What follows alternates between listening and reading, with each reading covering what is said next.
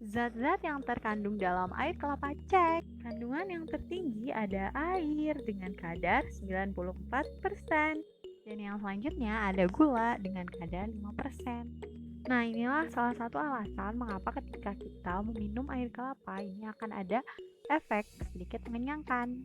Dan yang selanjutnya ada protein. And next ada lipid atau lemak. Untuk pH atau tingkat keasaman dari air kelapa ini 4,7. pH ini merupakan pH asam. Dan untuk ion-ion yang terkandung dalam air kelapa yang pertama ada yang mendominasi yaitu kalium. Dan ada kalsium, ferrum, magnesium, fosfor, natrium, zinc, cuprum atau tembaga, dan yang terakhir ada mangan. Untuk asam amino penyusun protein di dalam air kelapa yang pertama ada alanin, arginin, aspartat, glutamat, glisin, histidin, isoleusin, leusin, lisin, methionine, phenylalanin, prolin, serin, treonin, dan valin. Khasiat air kelapa.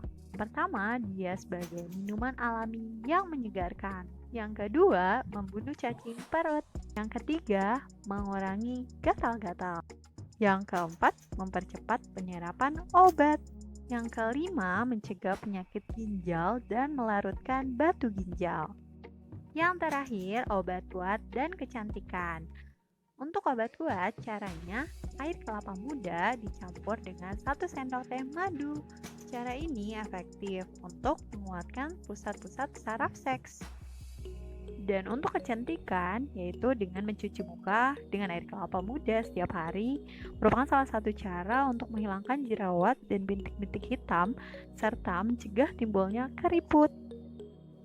Komposisi gizi daging buah kelapa segar pada 3 tingkat umur dibandingkan dengan beras. Kategori muda, setengah tua, dan tua ini berdasarkan umur buah.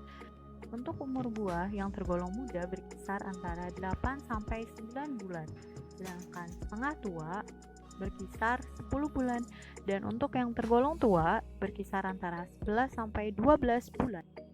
Berdasarkan tabel, nilai kalori daging kelapa matang atau tua hampir sama dengan nilai kalori beras, yaitu 360 kalori.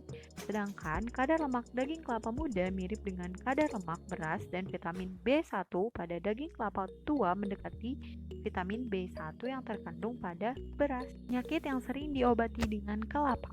Yang pertama ada pengobatan sariawan, yaitu dengan menggunakan minyak kelapa, karena dalam minyak kelapa mengandung vitamin C.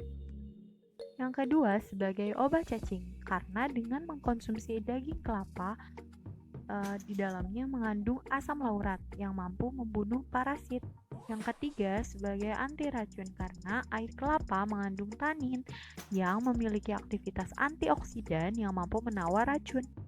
Yang keempat, untuk menghilangkan pegal, dengan memakai minyak kelapa dicampur dengan minyak kayu putih sebagai bahan dasar untuk pemijatan, karena minyak kelapa memiliki sifat antimikrobal. Yang kelima, dapat menurunkan hipertensi dengan mengkonsumsi daging kelapa, karena kelapa mengandung kalium yang dapat menurunkan tekanan darah melalui natriuresis, penurunan aktivitas renin-angiotensin aldosteron atau RAA, dan peningkatan neuronal NA-PAM yang mengakibatkan aktivitas saraf simpatis menurun.